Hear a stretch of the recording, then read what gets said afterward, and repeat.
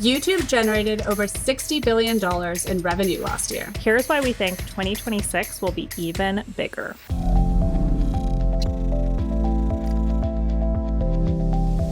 Hi, everyone. As you can see, I'm kicking off our show alone this week as Kaya and I are both traveling. We are going to be in Washington, D.C. for the first ever Creator Summit hosted by the Senate Democrat Strategic Communications Committee, or the SCC. We're also going to be interviewing Senator Cory Booker, who is leading the Senate Democrats' efforts in the creator space. We gave you the highlights from our conversation as well as from the event in today's newsletter, and we will share our full interview with Senator Booker next week. In case you missed it, we actually broke the news about the SCC's Creator Summit, and we were so excited to be invited, but that did mean that we had to shuffle around our schedules, and Kaya and I were not able to record at the same time this week. So instead, our show is going to be a little bit different. We're each going to break down a story that has been top of mind for us, and we'll also give you a behind-the-scenes look at how we approach coverage. Later on in the show, you will also hear from Brian Albert, Managing Director of YouTube Media Partnerships and Creative Works.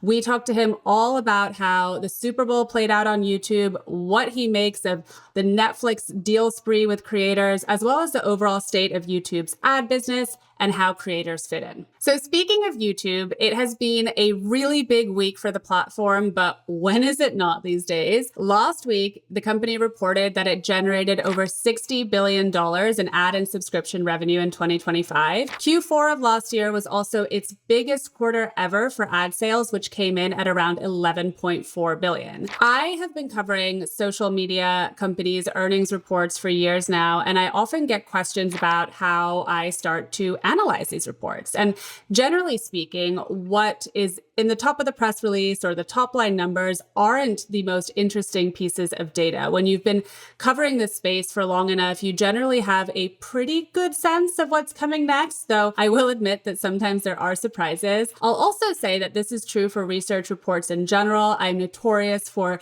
going through these reports with a fine-tooth comb and trying to find more interesting pieces of information that may be buried a little bit later on in the report. That's because the best data and information tends to come later, including in these earnings reports. So a lot of times you'll find it in the letter to shareholders or in an answer to an analyst question on an earnings call. That's when you start to get to the quote unquote why behind the numbers. It's also really important to look at these figures in the context of competitors' earnings reports or to compare them to previous quarters, or look at how the company expects it will perform in the current quarter. In many cases, what you find is that stocks can dip and rise based on what a company is projecting for the current quarter that they're in, instead of how they actually performed in the previous quarter that they're reporting results on. And finally, there's a little bit of reading of the tea leaves that needs to happen. There are certain things that all of these companies have to report on a quarterly basis, but they can also pick and choose some stats or how they present those stats based on what they think investors will like or what else is going on in the broader landscape. And sometimes what they don't say is just as telling as what they do say. So a couple of good examples here from Meta, because it is the ad business that I know the best. A few years ago, it stopped reporting Facebook user figures individually and instead pivoted to a metric that it called family daily active people. And that includes people who use either Instagram, WhatsApp, or Facebook on a daily basis combined. And this shift really was in an effort to hide the weakness in Facebook's user growth and instead show the sheer size and scale of Meta's platforms as a whole. In early 2024, Facebook CEO Mark Zuckerberg also name-dropped Taylor Swift on an earnings call. And yes, leave it to me to be able to work Taylor Swift into every single episode. He said that she had just joined the platform Threads. And this was around the time when a lot of investors, the media, and even ordinary people were wondering if Threads had any staying power, if it could ever actually compete with Twitter, which, had long been part of the zeitgeist and conversation. At the time, Taylor Swift had just dropped an album, which had been really popular, and Zuckerberg was clearly trying to position Threads as also being part of culture and the zeitgeist. All of that said, though, in YouTube's case, it really was the top line $60 billion revenue figure that caught my eye last quarter. This was the first time that YouTube has reported total revenue, meaning combined ads and subscriptions, and it comes as the company is making a really big push into paid TV subscriptions. A couple of days ago, Bloomberg reported that it's rolling out a new sports package for YouTube TV, and it'll cost about $65, which is about $20 less than YouTube's standard TV package. $60 billion is also well more than Netflix generated in revenue in 2025. Netflix revenue came in at about $45 billion. Now, the difference here, of course, is that almost all of Netflix's money comes from subscriptions, so of course it does also have an ad business, while only about $20 billion of YouTube's $60 billion in revenue came from subscriptions. The rest came from ads. YouTube has also, of course, surpassed Netflix in time spent, according to estimates from Nielsen that we've covered earlier on this podcast, and Netflix has frequently named its number one competitor in the space. We've heard Netflix executives time and time again really name drop YouTube in earnings calls, and most recently in a hearing about potential antitrust concerns around its proposed mega merger with Warner Brothers. The one thing I would say that Netflix does have that YouTube covets is big TV advertisers. Right before I left eMarketer last September, I wrote this big report about how YouTube is TV for viewers, but it is not TV for advertisers. And just last week, the Wall Street Journal published a very similar article that laid out the same discrepancy, meaning that I was onto something. Many of YouTube's advertisers are small and medium-sized businesses that buy ads on the platform and generally aren't advertising on TV. That actually makes YouTube's ad business more similar to, say, Meta's or TikTok's or other social media companies. And those platforms generate more revenue than YouTube does, at least in the case of Meta, which generated about $200 billion in revenue in 2025. Of course, big advertisers do activate on YouTube, but a lot of what they do there is organic. So take the Super Bowl, for example. You had a lot of brands who posted their Super Bowl ads on YouTube even before the game in order to generate some excitement, some buzz, and some conversation. And for many of them, it worked. I think Anthropic is a great example. It posted its ad for Claude, which took a swipe at ChatGPT launching ads. And even before the game kicked off on Sunday, it had almost 400,000 views, and my LinkedIn feed was blowing up with people talking about it. These big brands also obviously partner with a lot of creators on the platform, but most of those deals are negotiated without YouTube's involvement. YouTube has been trying to move further into influencer marketing, releasing tools to help brands and creators partner together, also to help advertisers extend their creator campaigns as paid ads, but it is really early days. And if you compare it to some of the tools that are available from other social platforms, they're far more advanced. Just look at Meta's paid ad tools, for example. I think a big part of the problem for YouTube when it comes to attracting big TV advertisers is that these advertisers are used to placing ads in predictable, pre-planned environments like traditional TV, of course. And that just is not YouTube. YouTube has been trying to bolster its efforts there and make its platform more TV-like, including by nabbing Oscars rights, also leaning in heavily into sports and offering advertisers more premium packages around these big cultural moments. A lot of these packages also include creators, and they have been very popular, but this is much harder to scale than, say, ads bought through a self-serve platform. Another big problem for YouTube is that while its audience is massive, it is heavily fragmented across channels as well as devices. So yes, a lot of people are watching YouTube on TVs, but a lot of people are also watching YouTube on laptops and smartphones. Now, that's just not the case for traditional TV. There are also over 100,000 channels on YouTube based on estimates that I found. around. And that is way more than in a traditional TV package. And that means that audiences are heavily fragmented across those different channels. So,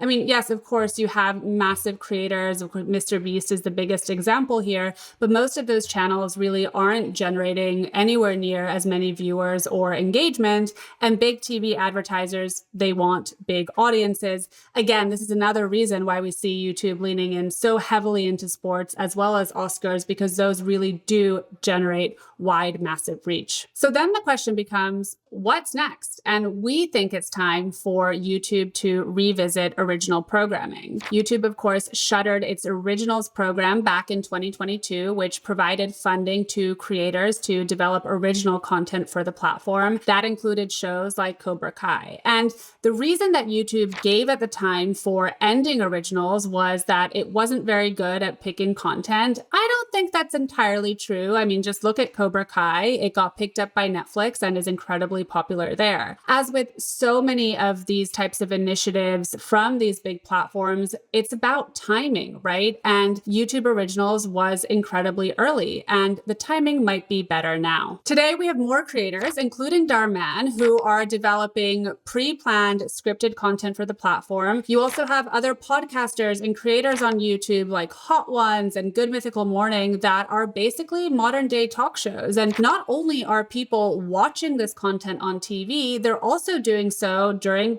primetime viewing hours, according to some research I conducted last year. On the creator front, we're also seeing that more of them are willing to abandon YouTube. Now, back in 2022, even a couple of months ago, this seemed unthinkable that they might leave YouTube and abandon their audience and the revenue that they're making there. But under the terms of the Netflix Spotify deal, for example, those podcasters are no longer allowed to post their full episodes on YouTube, though of course it sounds like they can still post clips in order to promote those shows. Obviously, most creators are not going to be leaving YouTube, but this is a sign that there is more of a willingness to go to another platform than YouTube than there was in the past. And then back to attracting big TV advertisers, because that is what a lot of this boils down to. Having original content could give YouTube a more premium, pre-planned, predictable slate of programming to offer to advertisers. It would also include creators, which many of these big TV advertisers want to now be associated with so that they can be part of culture. It could also give YouTube the prestige that it so wants and that, it hasn't necessarily been able to achieve. These shows could also be part of YouTube's TV subscription package, meaning that people would have to pay for that content. And given the emphasis that it now has on subscriptions, this could really help boost those revenues as well. And of course, funding new shows is very expensive, but there are other ways that YouTube could approach this that aren't exactly the same as what it had done previously with originals. One would be to strike, say, an exclusive deal to license this content that is already being developed for YouTube. This is a similar approach to what Netflix has taken when it structured some of its deals with YouTubers and podcasters. Another would be that it could, fund studios instead of individual shows. And these studios could be developing multiple different types of content. And one key facet in any of these deals could be exclusivity, right? So that these YouTubers couldn't strike deals with, say, Netflix or Hulu or Disney or any other streamer that's trying to get into the creator space. YouTube has, of course, said it has no plans to return to original programming. And we asked Brian Albert a little bit more about this. So make sure you stick around to the end of the episode to hear what he said. But now it's over to Kaya, who's in DC. Hi, everyone. As you can see, I'm already in my hotel in DC. This was my 12th flight of the year so far. So we have been living on planes in 2026. I'm extremely grateful for all the travel opportunities so far this year. And I must say I'm getting pretty pro at packing effectively and quickly. So if you need any tips, let me know. I'm pre-recording this ahead of the Senate Democrat conference and our interview with Senator Booker. The goal of the conference is to engage independent media and creators, which is something that the Democrats have acknowledged that they're behind on compared to Republicans. And the timing is interesting because it's aligning with a new wave of journalists going independent, but this time it's not by choice. The Washington Post had massive layoffs last week, which impacted its sports, international coverage, and local news, as well as tech coverage. The company laid off 30% of all of its employees, which included business positions, as well as more than 300 journalists. There is no sugarcoating this. It's really awful. I've had friends who are impacted and journalists who I've admired and read for many years. And it's not an isolated incident. We've seen cuts across the industry as the underlying business model of journalism is under severe strain. It's a really scary moment, especially at a time when AI is making it harder to know what's real and what's not. We need authoritative sources of information more than ever. And it's a really tricky time for media companies because trust in legacy media has also completely plummeted. I think what was so interesting and what I wanted to address today is that there was so much chatter online after the Washington Post layoffs being like, well, like these reporters should go start Substacks or independent newsletters. And Beehive, our newsletter provider, even offered Washington Post journalists impacted by the cuts a free year on Beehive with no strings attached to kind of take on that venture. And look, some of them have and will. Jeff Fowler, I think, is a great example. He's a longtime tech columnist from the Washington Post. Before that, he was at the Wall Street Journal. His Substack already has more than 10,000 subscribers. But as a columnist, he's already had a following and has built a name for himself covering consumer tech. But the truth is, it's not just as simple as starting your own newsletter. Of course, in a matter of minutes, you can actually do so. But many journalists shouldn't or won't or can't. It's inherently risky to go out on your own. And there's so many different factors here, right? Like some people will have a hard time staying consistent, but others, depending on the type of work they do, will have a hard time actually earning a sustainable living from this, right? Investigative work, for example, is really hard to monetize. It takes a lot of time and resources. As an independent journalist or a journalist working at a big corporation, you have legal threats from powerful companies and people. You need budget for travel. You need time for research. All of that is really challenging. And to build a business model around that is even harder, right? If you think about paying for a Substack or Beehive newsletter, you're going to be expecting content frequently, right? Investigative reports can take months or sometimes even years. And I think many amazing journalists are great writers, great interviewers, great at researching, but they don't have the business background or desire to really run the operational side of building a business.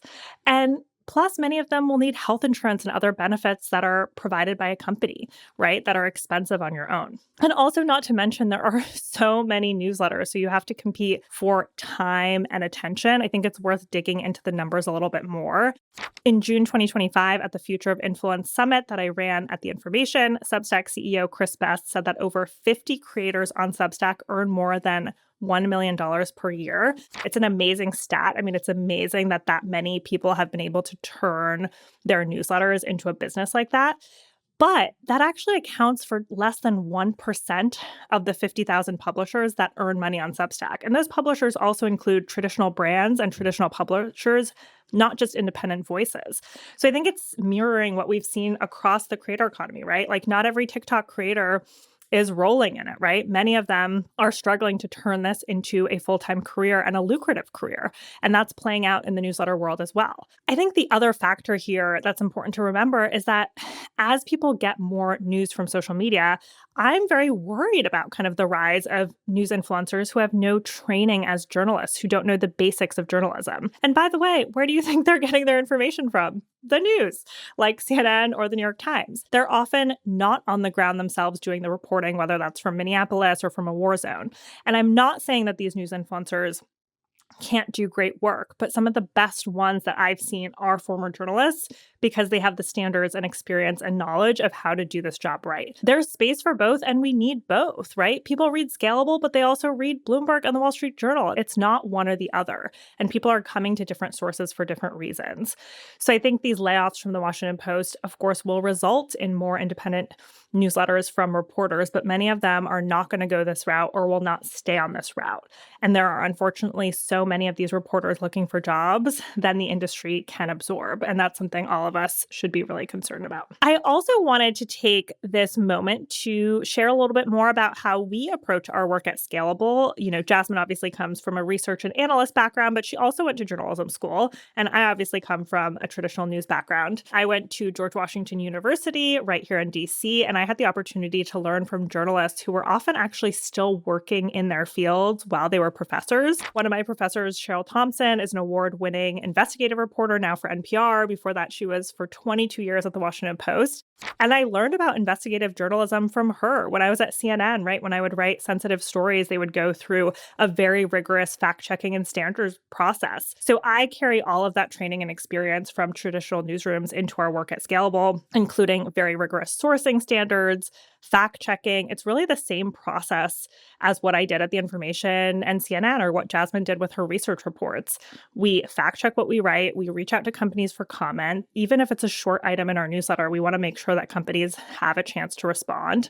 And I think in general, our goal is not to be a minute-by-minute news destination. We want to bring you reporting and analysis on the biggest themes and stories happening in this industry. And sometimes that means we'll break news ourselves, or sometimes that means it's an original column, or it's data-driven analysis, or it's a reaction to something happening in the news. But we think about the creator economy really broadly. So it's not only about marketing or only about social platforms, it's about everything that's happening in this industry. So of course, we want to stay current with what's going on, right? Right now, there's a lot of sports events. We just had the Super Bowl. We have the Winter Olympics. So that's something that we've been covering. But we're really thinking through, why does this serve our audience? Why does this matter?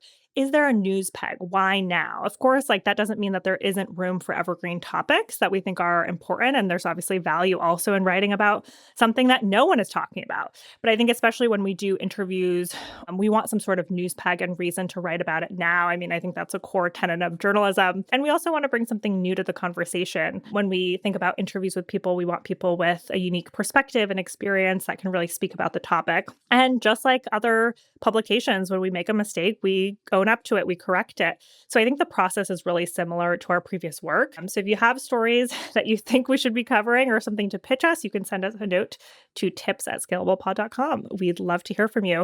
And if you have any other questions about our process, we are happy to answer them, and you can send us a note on email as well. Here's what else is going on in the creator economy. Mr. Beast's holding company is acquiring Step Mobile, a teen-focused banking app. The move shows just how much the YouTuber Jimmy Donaldson has been expanding his business.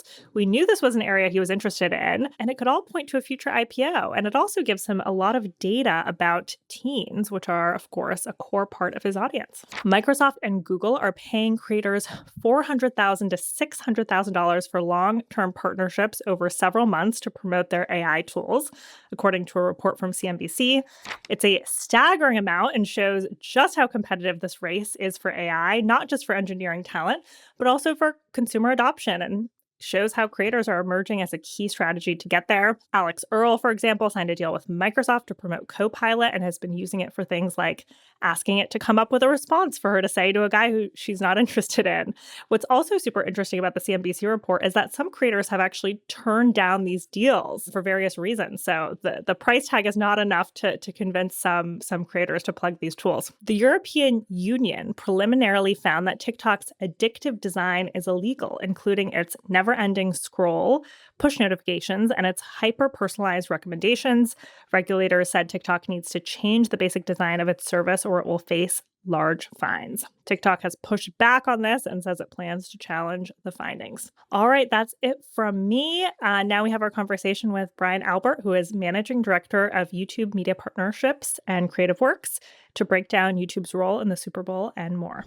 Hi, Brian. Welcome to Scalable. Hey there, Kaya. Nice to be here. So, Brian, the Super Bowl was this past weekend, but even before the game kicked off, it was playing out all over YouTube with brands that were advertising, posting their ads on YouTube and generating hundreds of thousands of views. And the conversation obviously continued after the game as well. As YouTube has been leaning more into sports and these big cultural moments, what does that say to you about YouTube's role in this space? Hey, Jasmine.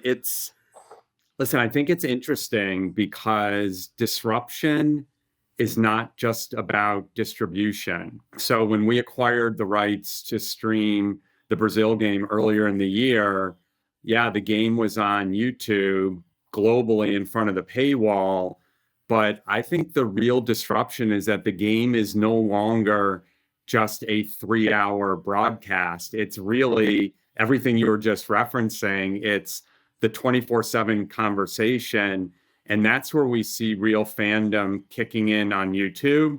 It's this notion that there's a game around the game, from all the analysis and highlights and debate and creator content that's literally happening all week long. So the NFL also worked with YouTube and other platforms to invite a record 160 creators to the Super Bowl this year. How do you measure the success of these strategies? Well, I think it's pretty clear that the NFL's placing a big bet on YouTube and our creators to just help them build connections with the next generation of football fans. And it started with us acquiring the rights for NFL Sunday Ticket, extended to the Brazil game, which I mentioned. We also live streamed the second annual flag football game on Saturday night, where we had a bunch of our creators. And, ultimately, the proof's going to be in the pudding based on, are we able to help the NFL lower their, average viewership age? Because we certainly see a lower average viewership age on YouTube compared to a traditional NFL broadcast. We saw Mr. Beast do a big ad, for example, with Salesforce. And I feel like creators have just become more, prominent across Super Bowl ads. So when you're working with your clients to feature creators in ads, especially around big moments like the Super Bowl, what is kind of your pitch? How do you approach it? We just know that any client who runs an A/B test where you have a creator ad versus just a business as usual ad, the creator ad on YouTube's always going to deliver better results. Last year, we talked a lot about this case study we had with State Farm around the PGA Championship. They wanted to extend their activation beyond just the broadcast itself. They worked with a creator, Michael Collins, who paired with Ken Griffey Jr. to produce Caddy and the Kid. And Michael starred in a State Farm commercial. State Farm integrated into Caddy and the Kid. They ran 100% share of voice takeovers against top golf creators on YouTube to really bring to life their overall PGA Tour sponsorship.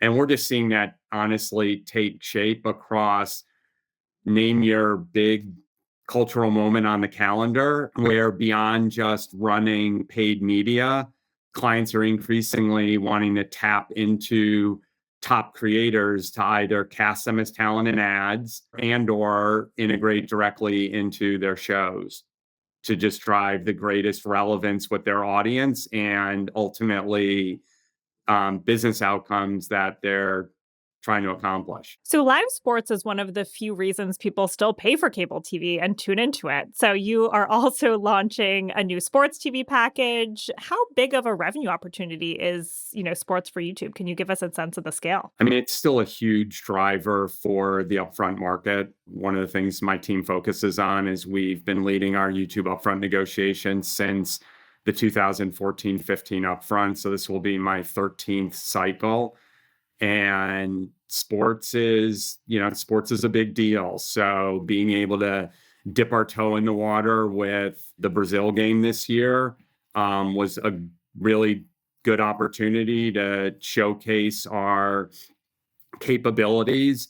I mean, it was an engineering feat. I don't know if either of you caught the game, but it was a perfect 1080p stream on every big screen across the country and around the world, and we sold out the game in 2 weeks. There was so much pent up demand from our clients to just be a part of a first, the first global NFL live game broadcast in front of a paywall. I watched that, by the way, and I don't normally watch the NFL, so that goes to show that it was working to reach new audiences for sure. So one of the things you mentioned is that brands, your clients really want to be working with more creators, right? But it's not just brands at this point. I mean, you've seen other media companies, particularly Netflix, really, court and strike deals with a lot of YouTubers. What do you make of all of that? Are you concerned that,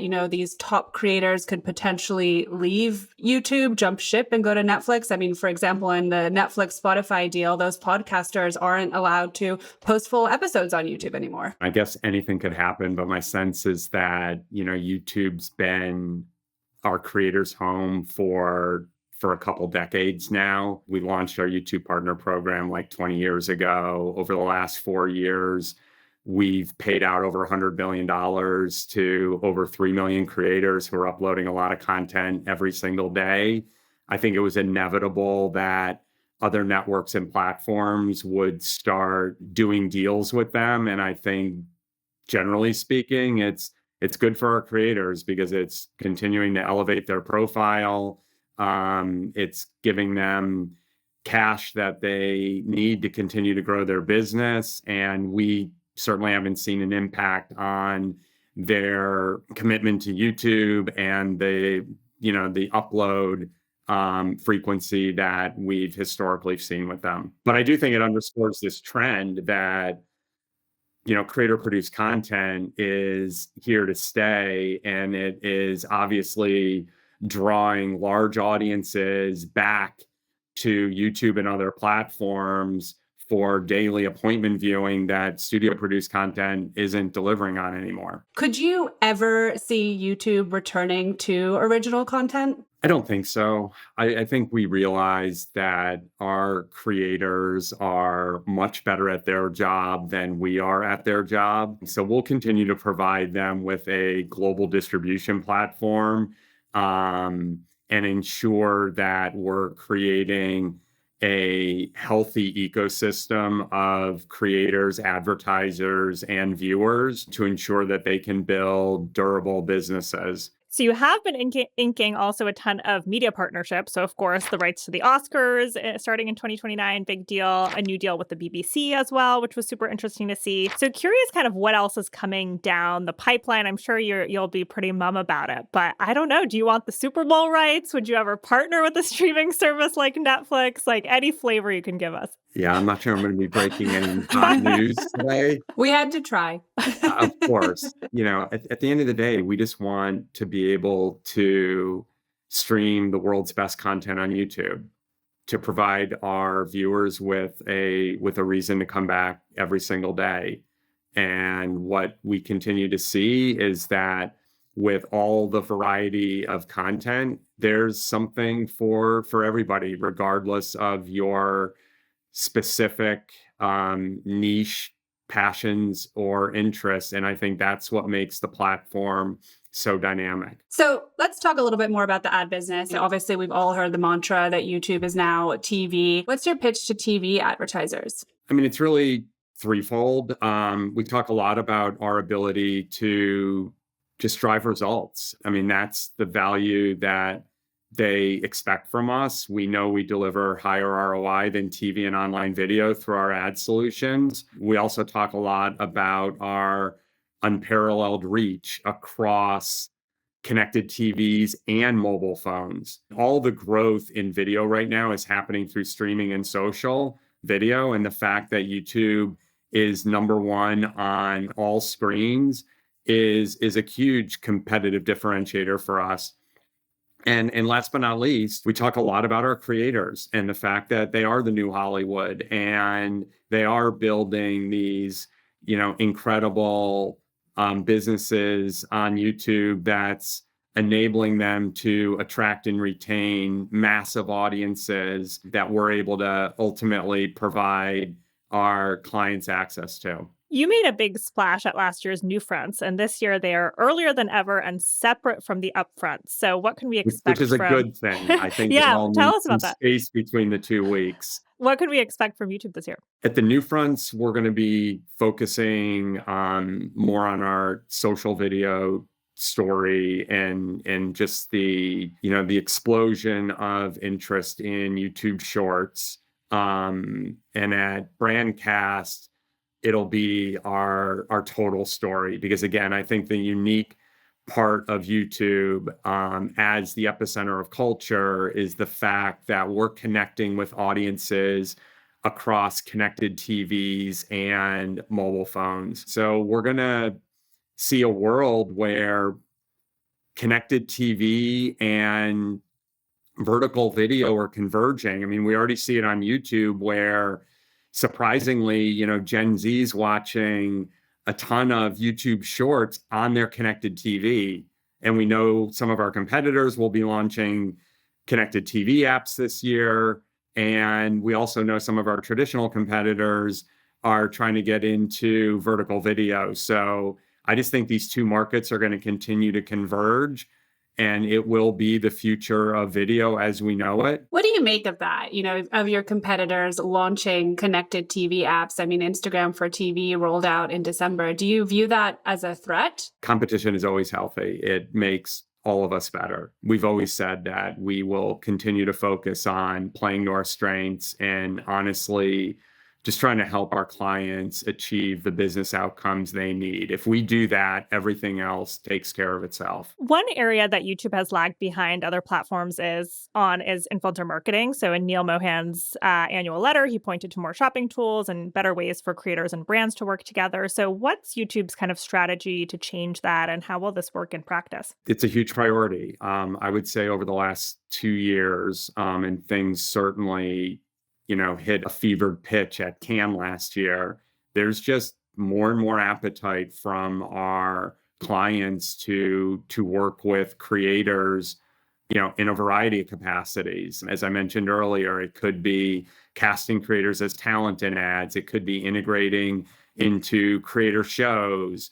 We're also helping our clients navigate top creators as they seek to forge long-term creator partnerships. Think 12-month deals, a la, celebrity or athlete endorsement deals, as well as, helping them work with just more influencer type creators on branded mentions in videos.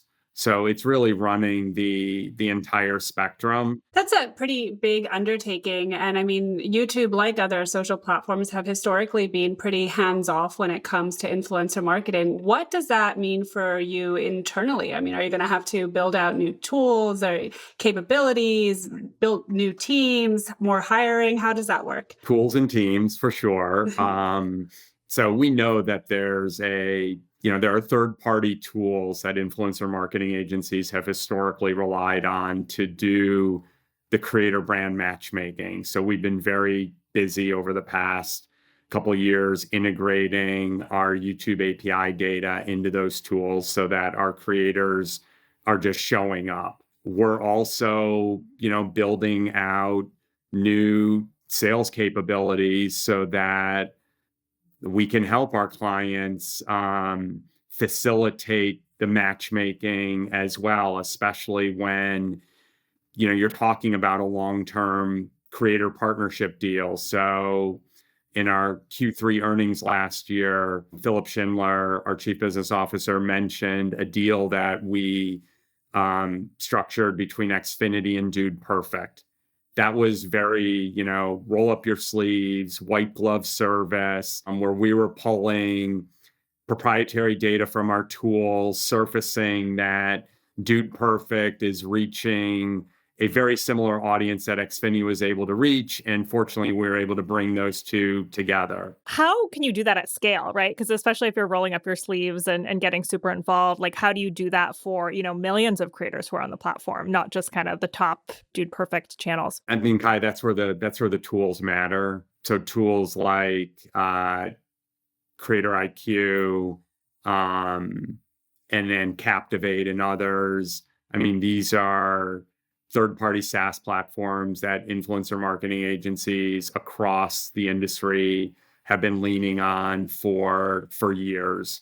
So making sure that they have access to our YouTube creator data through APIs so that when we're not in the room and brands are trying to identify creators who could make sense for a brief, our creators are surfacing.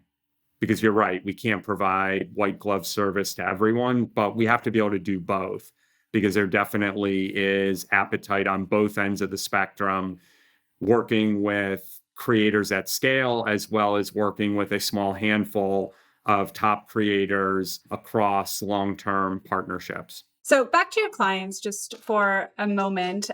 What would you say is the biggest question or point of confusion that you hear when you start conversations with them? I mean, ironically, the question we get a lot today is just, how do we work with YouTube creators? And honestly, Jasmine, like, we know we've been a little bit confusing on that point, which is why we've really tried to simplify our answer. You can cast them as talent in ads, you can integrate into their shows, you can forge long-term partnerships with them. You can do all of this around a big cultural moment, a la the State Farm PGA Championship example I shared earlier.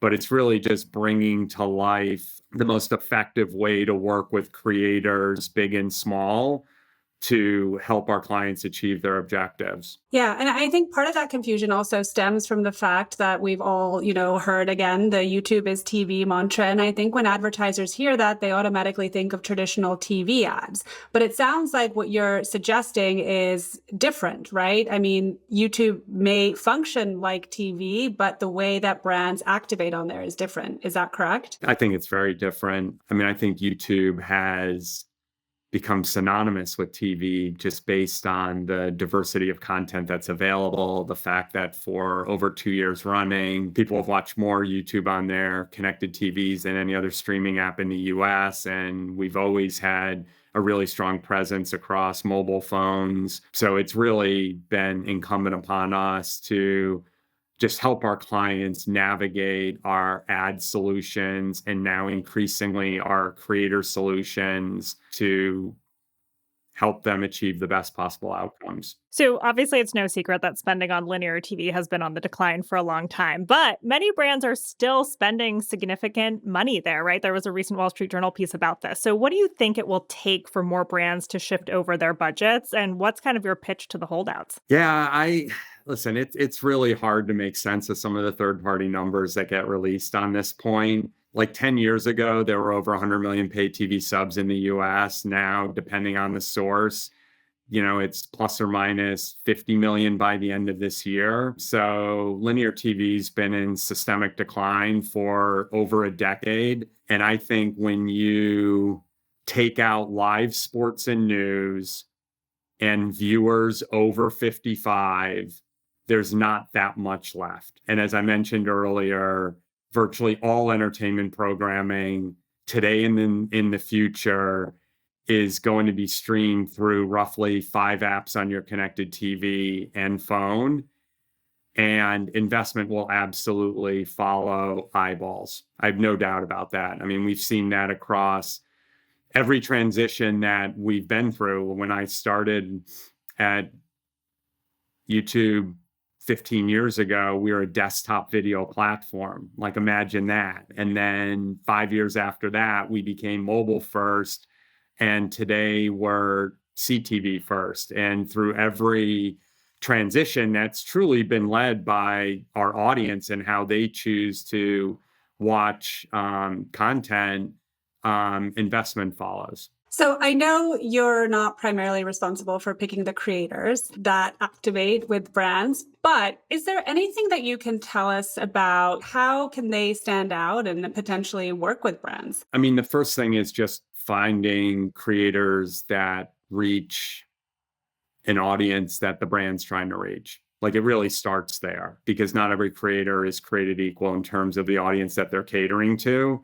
And our clients are obviously they want to work with creators who are reaching a similar audience. And then our advice to both our clients and the creators is to just let the creators do their thing. I mean, the reason they've built such a massive audience is because they're just so authentic, and they have this trusted two-way relationship with their viewers. So if a brand provides a brief, Xfinity to Dude Perfect, in the example we were talking about earlier, let Dude Perfect integrate Xfinity into the content in a way they believe is going to be natural and authentic to their audience.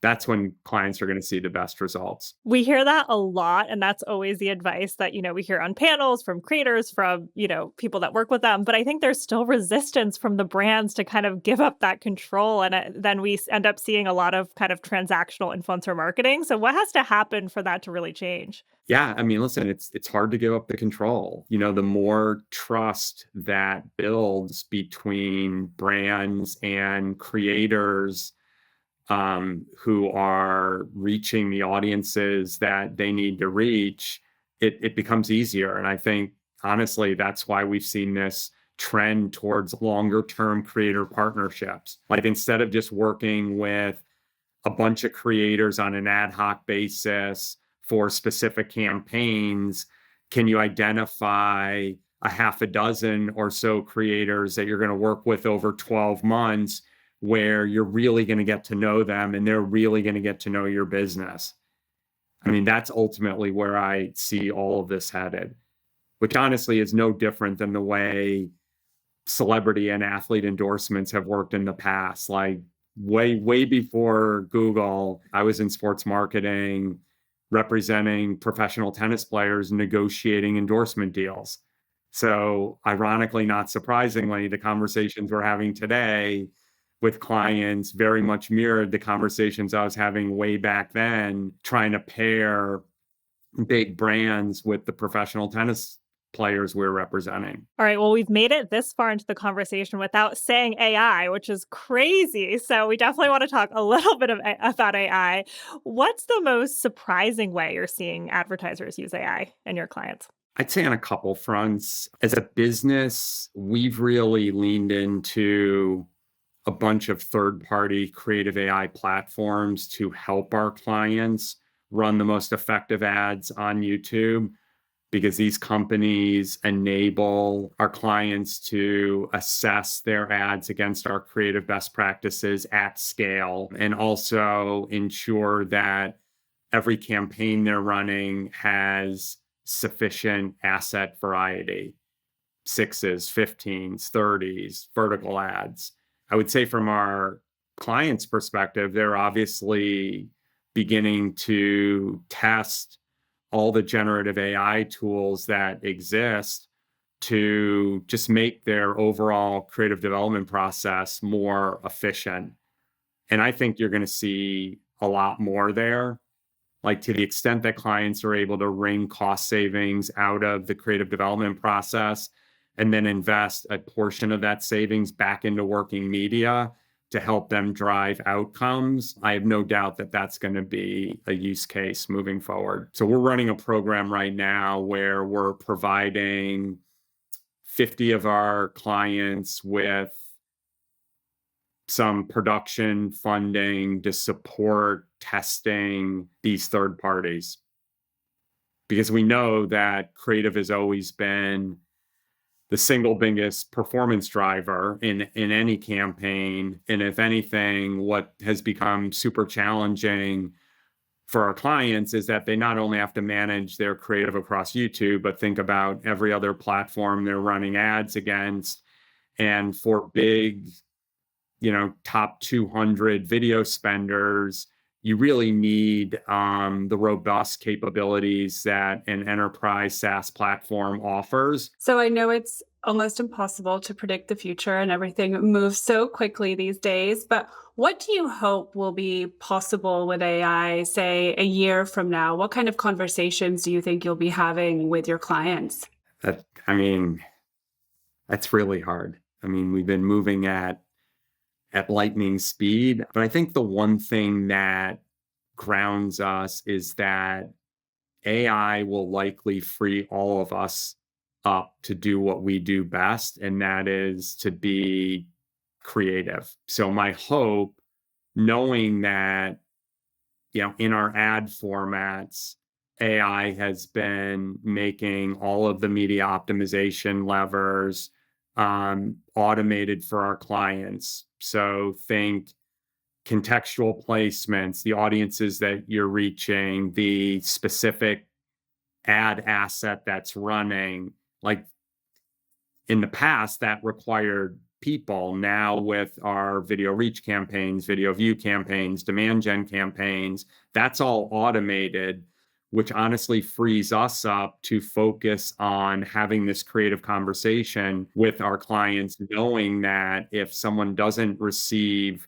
the results that they're seeking, oftentimes you can point back to the quality of the ad that they're running. So my sense is that AI is going to free all of us up to focus on what we do best, and that is human creativity and ingenuity to just keep driving things forward. Is there anything we missed, Brian? What did we not ask about? What are you really, focused on, excited about that we didn't touch on? One of the interesting things we've observed on YouTube, we talked earlier about this game around the game phenomena, is the fact that fandom is also fractured into these like generational trends.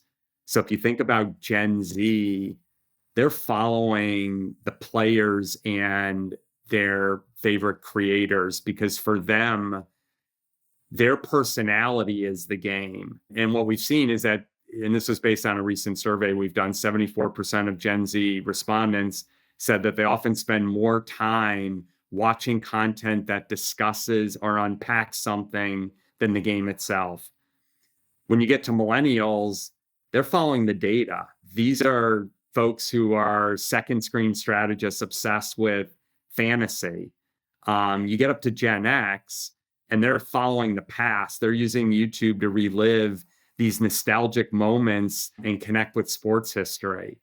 So I think that's super interesting as well. As you were saying that, I was thinking about how that relates to me as a millennial. And I think I'm more Gen Z based on that description than anything else. But thank you so much, Brian. We really appreciate it. Thank you. It was great to meet both of you.